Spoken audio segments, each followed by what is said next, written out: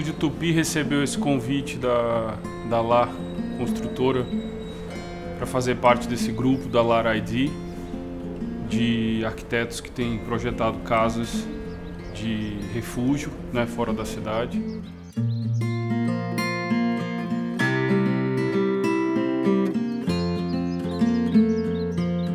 Talvez a história da arquitetura moderna, se a gente considerar que ela começa no Renascimento, alguns consideram isso, tenha nascido em torno de um arquiteto chamado André Palladio. A coisa mais bacana dessas casas do Palladio, e que o Peter Eisenman, um arquiteto americano, fez questão de deixar sistematizado para todos nós, é que essas casas foram quase todas elas estruturadas em cima de um sistema de 9 quadrados, certo? Justapostos, que a gente pode chamar de grid. E desenvolvemos uma casa que nasceu desse grid, devagarzinho foi tomando uma narrativa, um molho que o André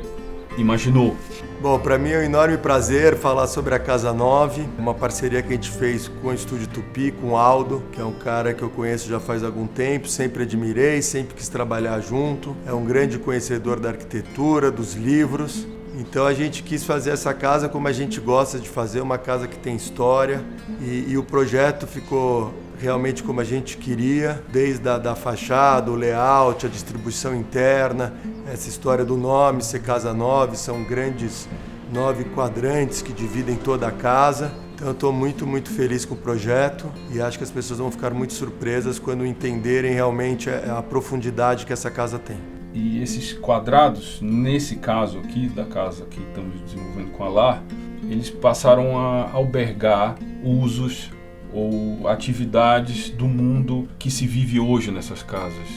E no centro desse grid a gente optou por deixar um vazio, um pátio, mesmo parecendo ser uma coisa não necessariamente tradicional nossa, mas uma sensação de que você poderia ter uma casa centrífuga para fora, para a vista, para o horizonte, e ao mesmo tempo uma casa centrípeta, porque muitas vezes você vai para fora da cidade para se fechar esses pátios, essa área central. A gente começou a desenhar eles como uma espécie de lugar, como que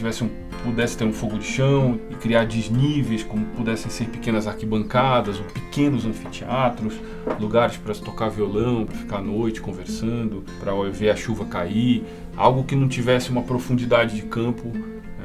muito grande, né? A gente começou a desenhar então esse estilo, esse molho, e desse pátio nasceu uma ideia de que esse é um corte genérico passando pelo centro do pátio, de que o telhado abriria para fora desse pátio, ou seja, ou a chuva cairia no pátio, e esse telhado em 4 águas, não bandeirantes assim como um chapéu, mas como um anfiteatro, faria com que a fachada da casa tivesse uma altura maior, que tivesse uma sensação de abertura centrífuga e de uma intimidade centrípeta. A gente tem dentro da casa um grande painel de azulejo, que é uma coisa que a gente sempre quis ter e conversa muito com uma casa de campo. A gente tem uma lareira, uma cozinha integrada. Dentro da casa tem vários níveis e bancos que as pessoas podem sentar para ter conversas informais. Então, uma casa com detalhamento interno muito rico. E a gente começou a brincar da forma mais simples que se pode brincar, em cima de 9 quadrados, e começou a devagarzinho colocar as funções dessa casa, ou seja, quantos quartos teríamos nessa casa, onde estaria a cozinha, se a cozinha seria aberta, seria fechada. Uma coisa que a gente buscou muito nessa casa era essa conversa de ter uma integração entre a sala, a área externa, o terraço, o jardim interno da casa, a cozinha gourmet que conversa com a sala. A gente tentou fazer uma casa que traga as pessoas para conversar, para